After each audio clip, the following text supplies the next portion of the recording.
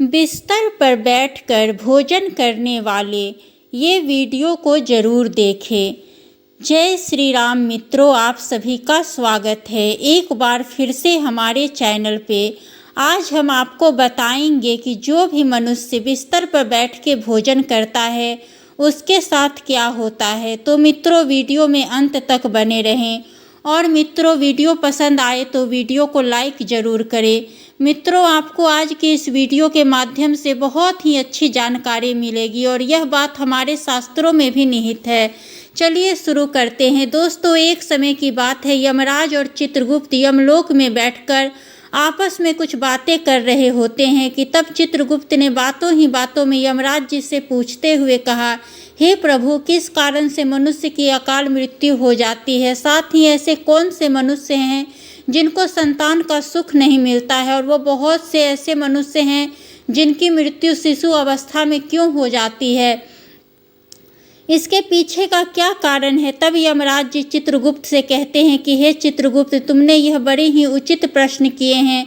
हे चित्रगुप्त, इन सभी प्रश्नों का उत्तर मनुष्य की आदतों में ही छुपा हुआ होता है। एक मनुष्य जिस प्रकार का आचरण करता है उसे उसी अनुसार सुख और दुख भोगने पड़ते हैं। मनुष्य की अकाल मृत्यु होने के पीछे भी उसकी आदतें ही कारण होती है। अब यमराज जी चित्रगुप्त से कहते हैं, हे चित्रगुप्त, मैं आपको इस विषय में एक कथा सुनाने वाला हूँ जो सभी मनुष्यों के लिए बहुत ही कल्याणकारी है। इस कथा में मनुष्य के आचार विचार, अच्छी और बुरी आदतों तथा जन्म मृत्यु के विषय में बहुत ही महत्वपूर्ण ज्ञान दिया गया है। इस ज्ञान को कभी आधा अधूरा नहीं सुनना चाहिए।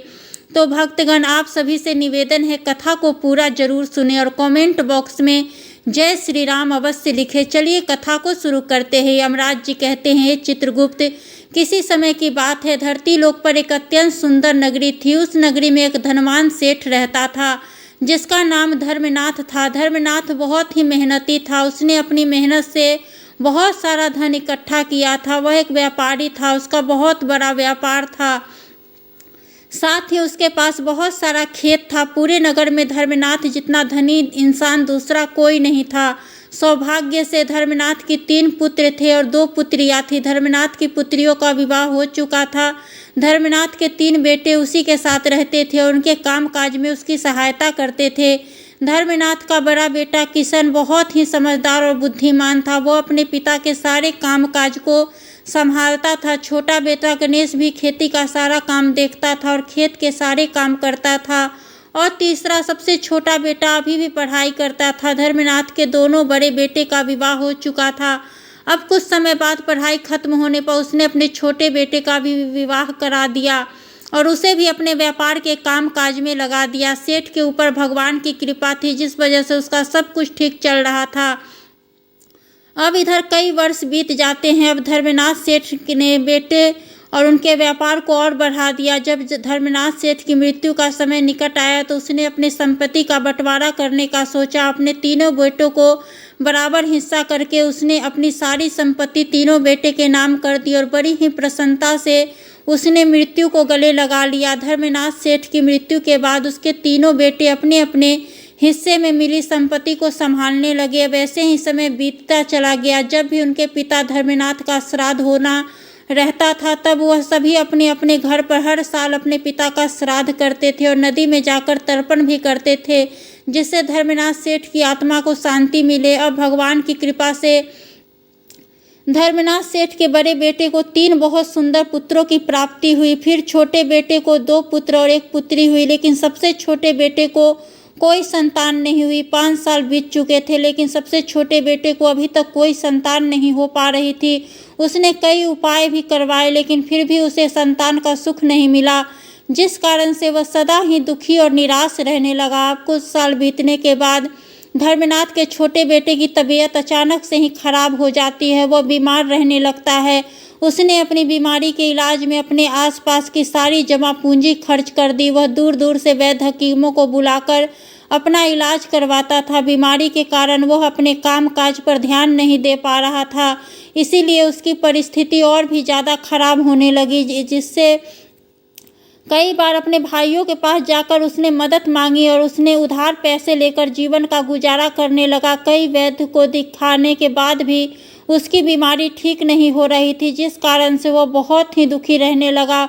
उसके भाई भी अब उसकी मदद करने से थक चुके थे। उसकी मदद करके उनका भी बहुत अधिक नुकसान होता जा रहा था। अब उन्होंने भी उसकी मदद करना बंद कर दिया था, क्योंकि वह अपने बड़े भाइयों से ठीक से बर्ताव नहीं करता था। वह अपने भाइयों की उन्नति को देखकर जलने लगा था और उनसे द्वेष करने लगा था, जिस कारण से वह और भी अधिक दुखी रहने लगा था। फिर एक दिन अचानक ही उसकी मृत्यु हो गई और फिर यम के 2 दूत उसे लेने उसके पास आए। यम के दूत उसे घसीटते हुए यमलोक लेकर जाने लगे।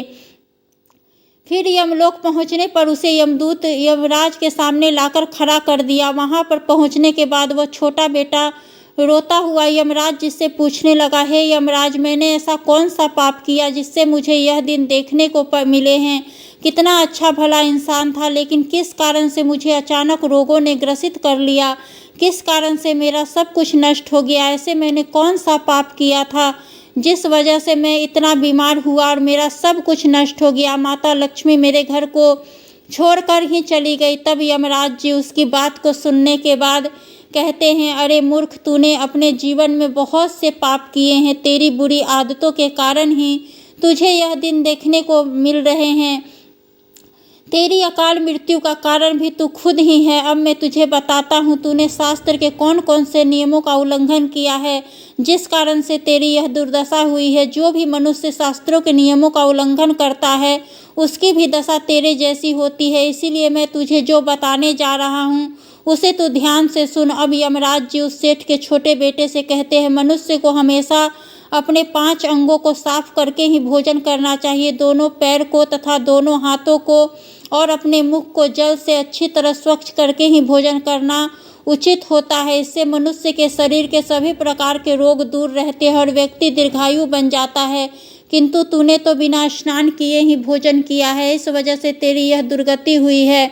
यमराज जी फिर आगे कहते हैं, दुष्ट भोजन शुरू करने से पूर्व उस भोजन के लिए भगवान को धन्यवाद देना चाहिए और संसार के समस्त प्राणियों को भोजन प्रदान करने की प्रार्थना करनी चाहिए। इस प्रकार से अन्य देवता को प्रणाम करके भोजन करने से मनुष्य ने यदि जाने अनजाने में कोई पाप कर दिया है तो उस मनुष्य को कोई पाप नहीं लगता है। लेकिन तूने ऐसा कोई भी कार्य नहीं किया है। तूने कभी ईश्वर का धन्यवाद नहीं किया, तूने कभी प्राणियों को भोजन नहीं दिया, तूने कभी द्वार पे आए भिक्षुक को अन्न नहीं दिया।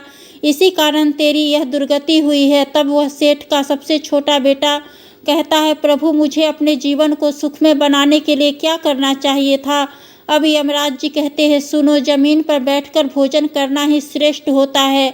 बिस्तर पर बैठकर भोजन करने से मनुष्य के शरीर में रोग उत्पन्न हो जाते हैं और उसकी आयु कम हो जाती है। तू बड़े आराम से बिस्तर पर बैठकर भोजन करता था, इसी कारण से तेरे शरीर में रोगों का निर्माण हुआ और तेरी यह हालत हो गई। शास्त्र कहते हैं कि दहलीज पर बैठकर भी भोजन नहीं करना चाहिए, किंतु तूने इस नियम का भी पालन नहीं किया, जिससे तेरी धन संपत्ति भी नष्ट हो गई। दहलीज पर बैठकर भोजन करने से धन का नाश होता है। अब यमराज जी कहते हैं, मैं जो अब तुझे 3 प्रकार का भोजन बताने जा रहा हूँ, उस भोजन को मनुष्य को नहीं करना चाहिए। पहला, जिस भोजन के ऊपर से कोई पैर रखकर चला गया हो अथवा कोई व्यक्ति भोजन को लांघ कर गया हो, ऐसे भोजन को कभी भी नहीं करना चाहिए। ऐसा भोजन अशुद्ध हो जाता है। ऐसे भोजन को पशुओं को खिला देना चाहिए। दूसरों के द्वारा लांघा गया भोजन खाने से मनुष्य की आयु कम हो जाती है और उसके शरीर में भिन्न भिन्न प्रकार के रोग उत्पन्न होते हैं। दूसरा, यदि भोजन में बाल निकल आता है तो ऐसा भोजन त्याज्य हो जाता है। यदि अन्न में बाल निकलता है तो उसे ईश्वर को कभी प्रसाद के रूप में नहीं चढ़ाना चाहिए और न ही स्वयं खाना चाहिए। ऐसा भोजन प्रेतों को प्राप्त हो जाता है। तीसरा, दूसरे के लिए परोसा हुआ भोजन भी नहीं खाना चाहिए। जो मनुष्य दूसरे का भोजन छीनकर खाता है अथवा किसी को बिना दिए ही स्वयं उस अन्न का उपभोग करता है, उससे देवी अन्नपूर्णा रुष्ट हो जाती है, जिससे वह मनुष्य एक एक अन्न के लिए तरसता है। भोजन सभी में बांटकर ही खाना चाहिए। दूसरों के हिस्से का भोजन करने से मनुष्य के पुण्य का कर्म नष्ट हो जाते हैं, लेकिन तूने इनसे भी किसी भी नियम का पालन नहीं किया। इसी कारण से तेरी आयु कम हो गई। किसी भी पेड़ के नीचे, कुएं के पास, नदी के किनारे, गौशाला के पास, देव मंदिर, अग्नि के पास तथा शमशान भूमि के पास कभी भी मल मूत्र का त्याग नहीं करना चाहिए। शास्त्रों में कहा गया है खड़े होकर भी मल मूत्र का त्याग नहीं करना चाहिए, इससे शरीर में रोग और विकार निर्माण होते हैं। इसके साथ ही पूरी तरह से निवस्त्र होकर भी मल मूत्र का त्याग नहीं करना चाहिए। चलते चलते कभी भी पेशाब नहीं करना चाहिए, जिससे जीवन में दुर्भाग्य आता है। जूते पहनकर, छाता लगाकर भी मल मूत्र का त्याग करना अनुचित माना जाता है। कभी भी किसी स्त्री, गुरु, देवता, मंदिर और पानी की तरफ मुंह करके आकाश में ग्रहों को देखते हुए भी मल मूत्र का त्याग करना अनुचित होता है।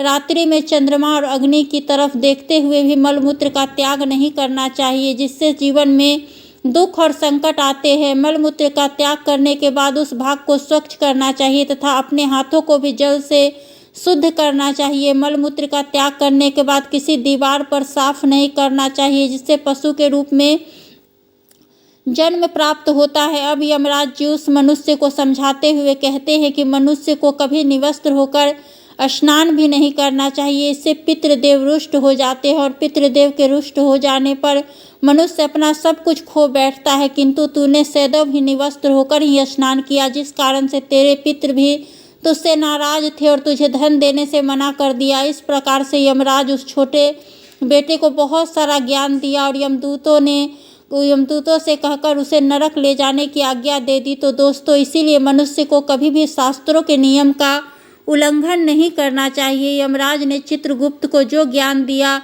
वह अत्यंत ही महत्वपूर्ण है। उम्मीद है आपको यह जानकारी अच्छी लगी होगी। अगर वीडियो अच्छी लगी है तो वीडियो को लाइक करें और ज़्यादा से ज़्यादा इस वीडियो को अपने सभी को साथ शेयर भी अवश्य करें, ताकि उन्हें भी इस विषय में ज्ञान हो सके। साथ ही जो भी भक्तगण हमारे चैनल पर नए हैं वो हमारे चैनल को भी सब्सक्राइब अवश्य करें। धन्यवाद।